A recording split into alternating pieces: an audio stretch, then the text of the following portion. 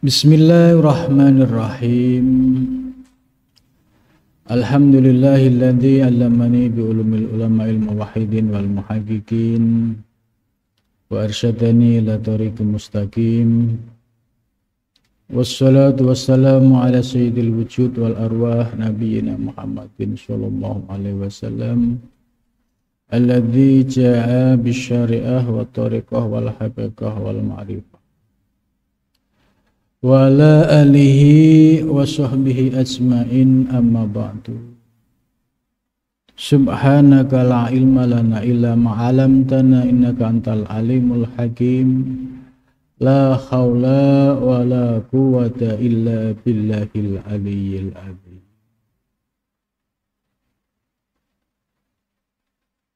Sore ini kita akan melanjutkan kajian kitab Syarah Al-Hikam. Sudah sampai pada makalah yang kelima.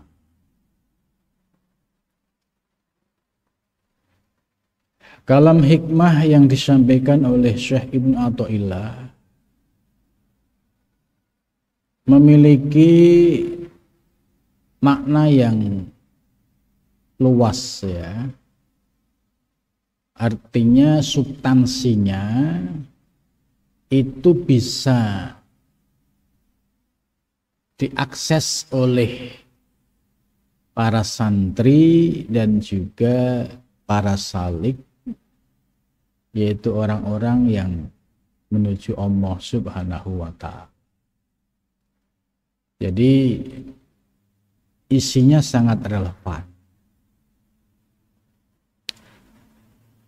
Qala musannif rahimakumullah wa nafa'ana bihi wa bi ulumihi fid dharaini amin ya rabbal alamin. Istihaduka fima dumina laka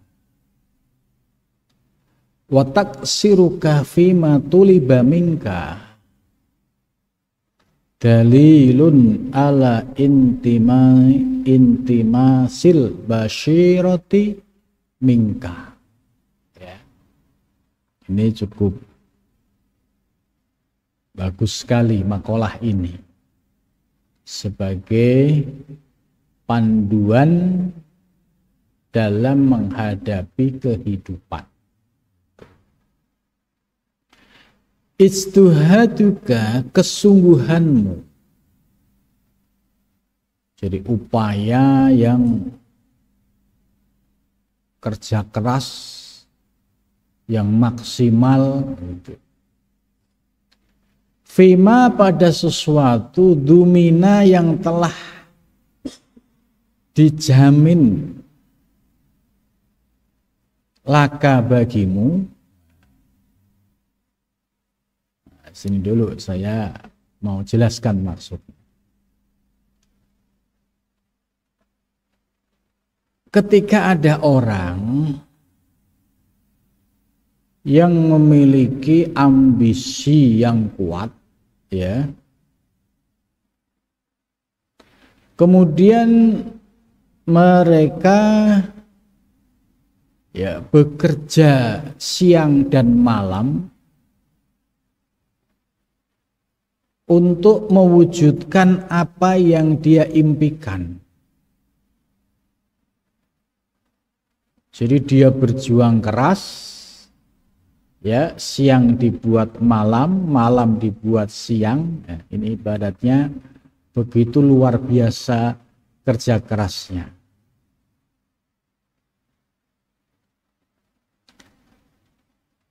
Padahal sesuatu yang dia cari itu sudah dijamin oleh Allah Subhanahu wa Ta'ala. Ya. Maksudnya bahwa setiap manusia itu rezekinya sudah ditakar oleh Allah Subhanahu wa Ta'ala. Ini yang harus kita pahami. Setiap manusia rezekinya itu sudah ditakar oleh Allah Subhanahu wa Ta'ala Setiap orang itu punya takaran masing-masing.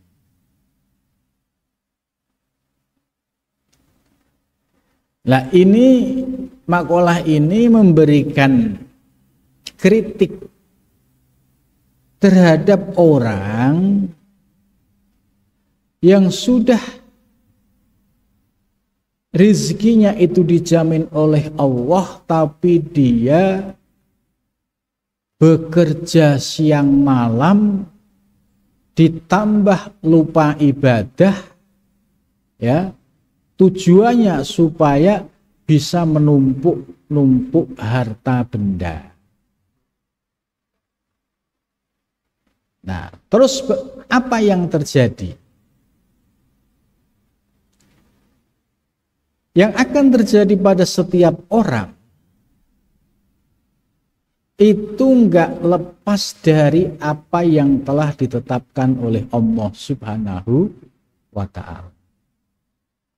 Misalnya, ya, si A rezekinya itu 1 ember.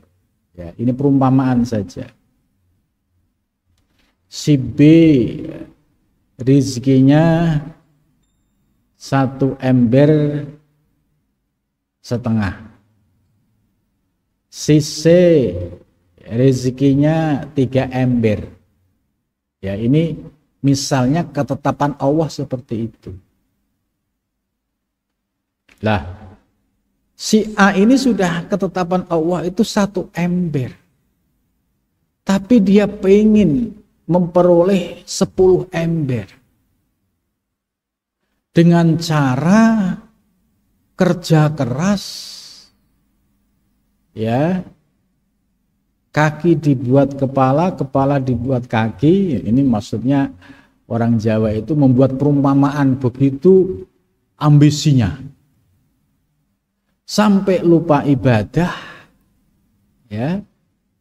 Seolah-olah rezeki ini tergantung aku, gitu.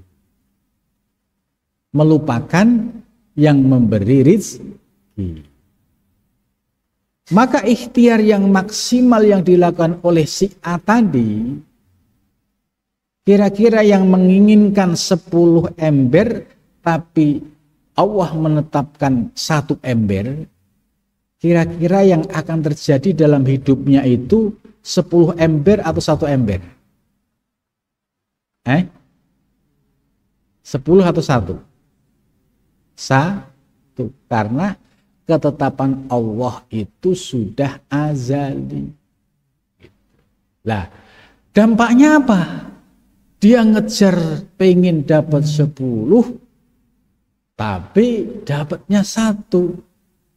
Karena dia melangkahnya sejak awal melupakan Allah, ya, seolah-olah dirinya mampu, bisa, gitu.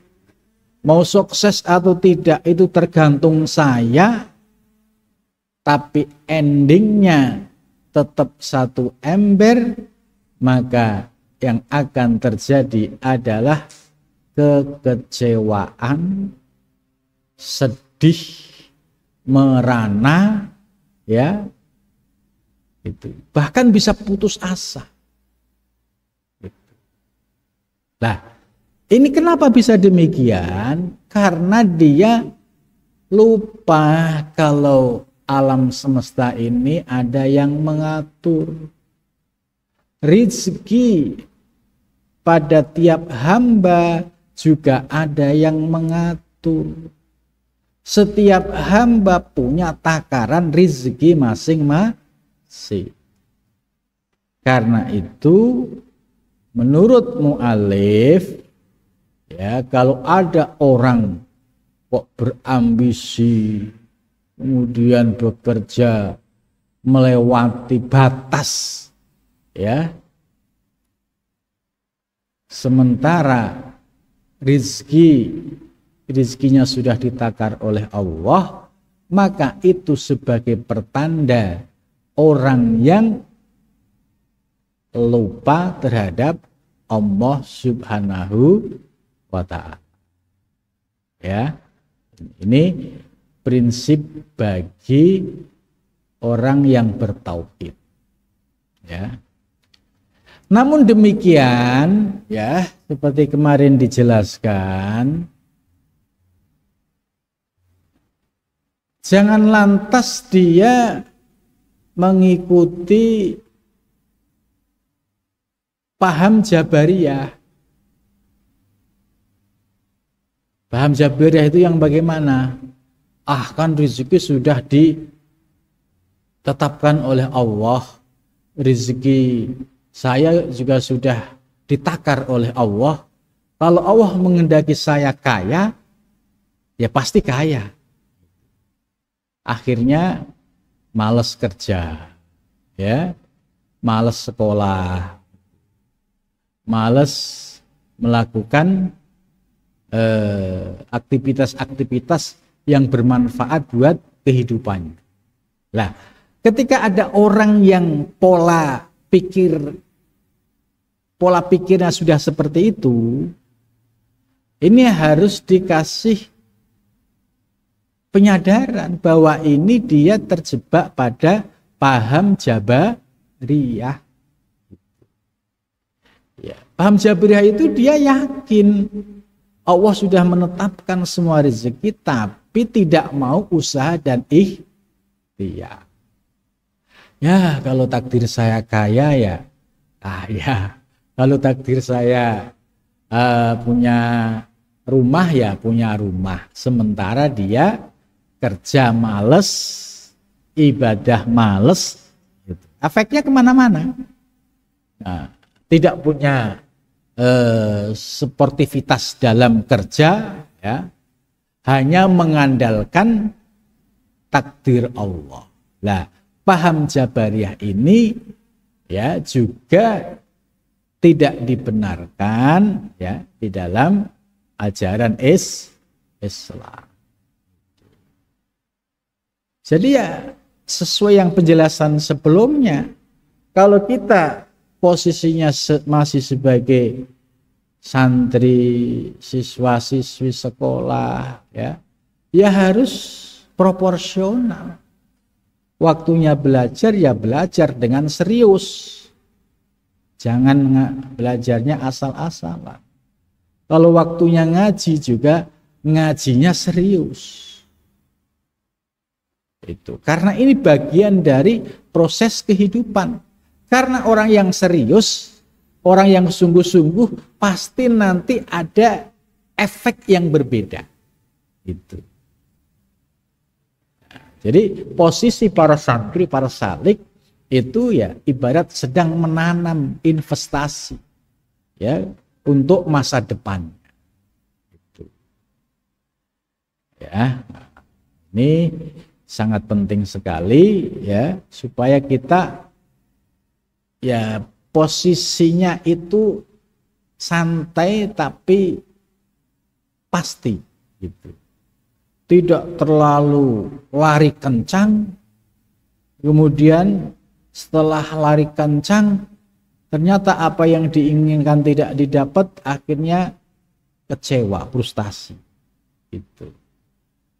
Ya, kita berjalan tapi dengan kesungguhan, ya pasti efek dan hasilnya nanti bisa dirasakan.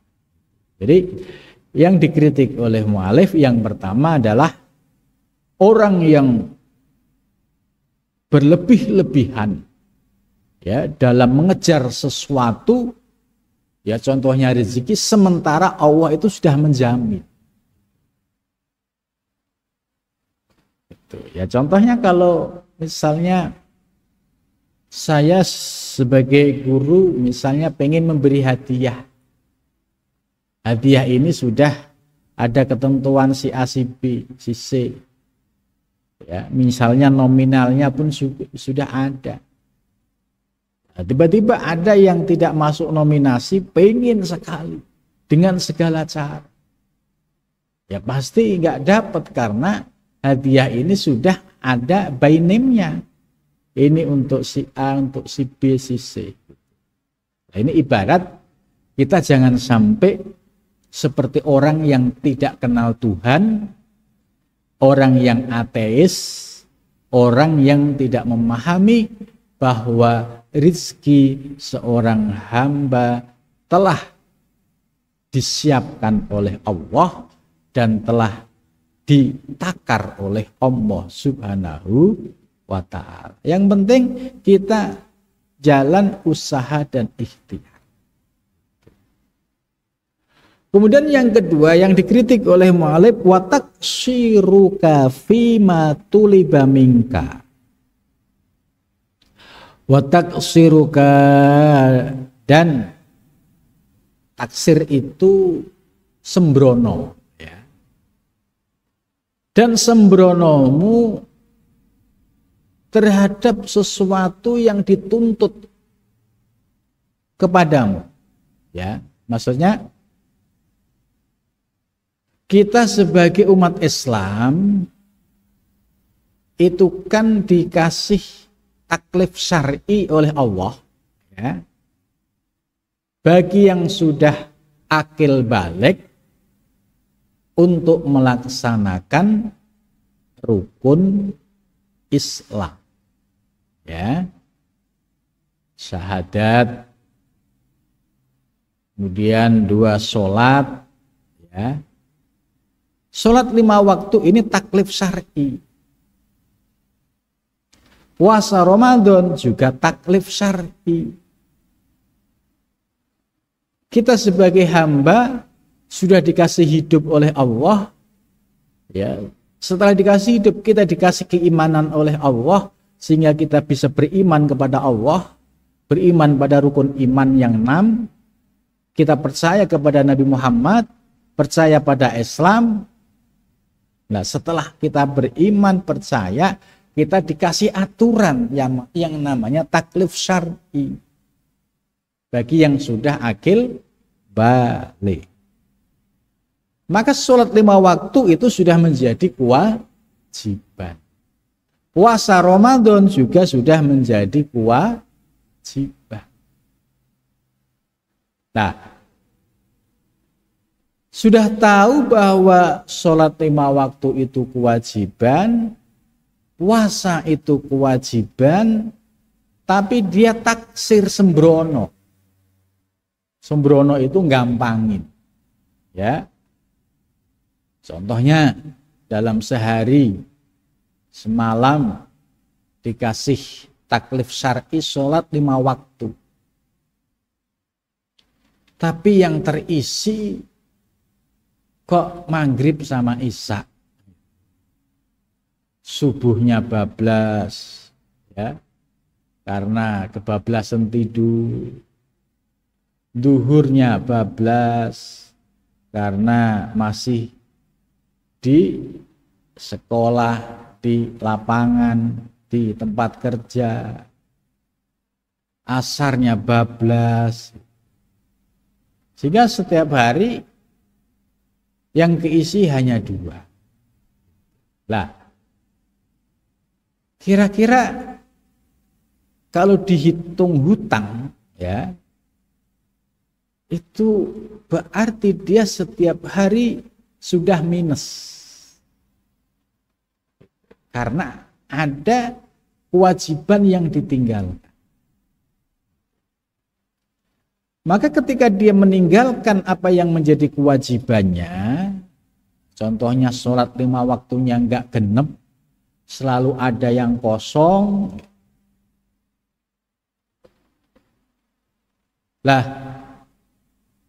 dia enggak sadar bahwa sholat 5 waktu itu sebagai fima tuliba minka, sebagai taklif syar'i yang diwajibkan oleh Allah bagi orang yang sudah akil balik.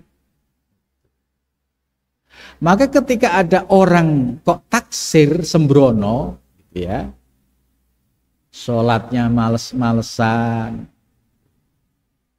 maka orang yang seperti ini tandanya hatinya sedang gelap gulita, ya, tidak mampu mensyukuri nikmat Allah yang berupa keimanan. Padahal kan kalau kita lihat coba, Allah menciptakan manusia di dunia ini. Kan ada yang dikasih iman, ada yang tidak. Lah kita termasuk yang beriman. Yang tidak beriman banyak.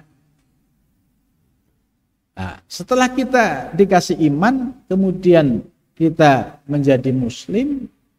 Setelah kita menjadi muslim, dikasih aturan, yaitu yang disebut taklif syar'i, rukun Islam.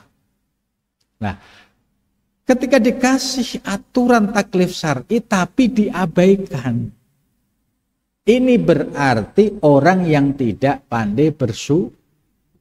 Artinya apa? Dia mata hatinya telah dibutakan oleh Allah Subhanahu wa ta'ala. Jadi ciri-cirinya gampang. Kok ada orang, apalagi santri ya, apalagi salik ya, nggak sholat, ninggalin sholat salah satu di antara 5 waktu, kok nggak ada beban, ya biasa-biasa saja, ini pertanda hatinya sedang sakit. Ya, jadi bisa dibuat untuk melihat diri kita. Kita ini sudah akil balik, ya. Ngaji, ya. Ilmunya sudah ngerti, ya. Terus tiba-tiba ketinggalan sholat 5 waktu, satu saja misal. Kok dia nggak ada beban, sedih, atau upaya untuk mengkodok, ya? Karena mengkodok sholat itu juga boleh, karena Nabi juga pernah kodok. Mengkodok itu melakukan sholat subuh misalnya ketinggalan, dilakukan jam 10 karena sudah kelewat, atau dilakukan duhur gitu. Itu boleh, tapi niatnya kodoan, bukan adaan. Karena apa? Karena di luar waktu sholat. Nah, bagi santri yang konsisten dengan ilmunya itu pasti akan mengkodok. Karena merasa ini tanggung jawab, ini kewajiban. Sebab apa? Sebab awwaluma yuhsyaru yaumal qiyamah as-sholah. Pertama kali nanti yang dihisab di akhirat itu adalah soal sholat. Kenapa harus 5 waktu? Ya karena kewajibannya 5 waktu. Lah kalau santri yang disiplin, ya dia akan istighfar, terus segera mengkodok Tapi kalau ada orang nggak ada beban sedih, terus subuh sudah kelewat, duhur kelewat lagi, biasa lagi, asar kelewat lagi, biasa lagi, sampai besok masuk hari lain nggak ada beban untuk mengkodok dan lain sebagainya. Ini harus dipahami bahwa di dalam diri orang tersebut hatinya sedang sakit, sedang kena virus. Sehingga apa? Tidak ada rasa takut kepada Allah. Nah, di sini coba kalian jadi introspeksi. Ya, kita sudah komitmen dengan 2 kalimat syahadat, komitmen dengan rukun Islam. Jangan sampai kita sudah paham ilmu agama, kemudian kita mengabaikan apa yang telah diwajibkan untuk kita. Begitu juga puasa Ramadan, ya. Ada yang konsisten, istiqomah. Lah kita bersyukur ditempatkan pada satu lingkungan pesantren. Ya, kalau sudah di pesantren, setiap masuk waktu sholat fardu pasti ada adzan, ya. Terus kok masih kebangetan nggak sholat? Ini kan namanya dableknya itu nggak ketulungan. Artinya apa? Kita hidup di lingkungan pesantren itu kita sudah mendapatkan keuntungan. Setiap masuk waktu sholat kita pasti mendengar adzan. Yang kedua, kita mau melangkah ke tempat sholat juga tidak terlalu jauh. Gitu. Maka dengan posisi lingkungan yang seperti ini, akhirnya menjadikan keimanan kita, keislaman kita menjadi semakin tumbuh positif. Gitu. Keimanannya tumbuh menjadi lebih baik karena dia hidup di lingkungan yang kondusif, yang bisa membimbing, bisa mengajarkan untuk menjadi pribadi yang taat kepada Allah Subhanahu wa Ta'ala. Nah, ini salah satu yang perlu disyukuri. Coba kalau ada orang yang posisinya dia diperankan oleh Allah ya di terminal, coba ya, di sana banyak orang macam-macam lah, ya bandar narkoba ada di sana, ya macam-macam, copet ada di sana. Lah, ketika posisi seperti itu tentu akan berat ketika dia harus menjalankan sholat 5 waktu. Maka akan luar biasa ketika ada orang yang posisinya ya di dalam lingkungan yang tidak kondusif, tapi dia masih dalam menjalankan ketaatan. Tapi biasanya kalah. Karena apa? Kalah dengan pergaulan. Sebab pergaulan yang negatif itu akan mudah mempengaruhi seseorang. Contoh misalnya ada santri, dia rajin sholat. Terus satu hari ketemu dengan orang yang sholatnya asal-asalan, bahkan gak sholat itu dianggap biasa. Nah, ini adu kekuatan. Siapa yang bisa mempengaruhi? Kalau yang prinsipnya santri yang ahli ibadah itu bagus, dia tidak terpengaruh. Tapi kalau dia lemah, akhirnya temen gak sholat, biasa aja. Sekali gak ninggalin sholat, ya agak gak enak. Cuma karena temennya sudah terbiasa gak sholat, akhirnya ya ikut-ikutan menjadi gak sholat. Lah ini oleh mu'alif ya kitab Ta'lil Muta'alim ya, kalau kita berkumpul dengan orang yang membawa aura negatif itu ya perilakunya nggak bisa dibuat contoh, itu fajanib husuratan, cepat-cepat menjaga jarak, cepat-cepat jauhi. Karena teman yang buruk ini lebih mudah akan merubah perilaku kita yang dulunya ya, taat dalam ibadah, kemudian kita bergaul dengan teman yang buruk, potensi untuk menjadi buruk itu lebih tinggi. Ya, kalau perumpamaan itu begini, orang jualan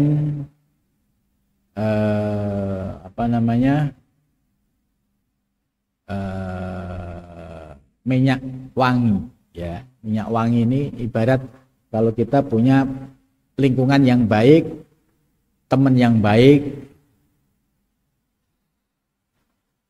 walaupun kita nggak beli ya, pasti kita akan kecipratan bau wanginya. Ya, bisa jadi pas lewat dikasih untuk nyoba.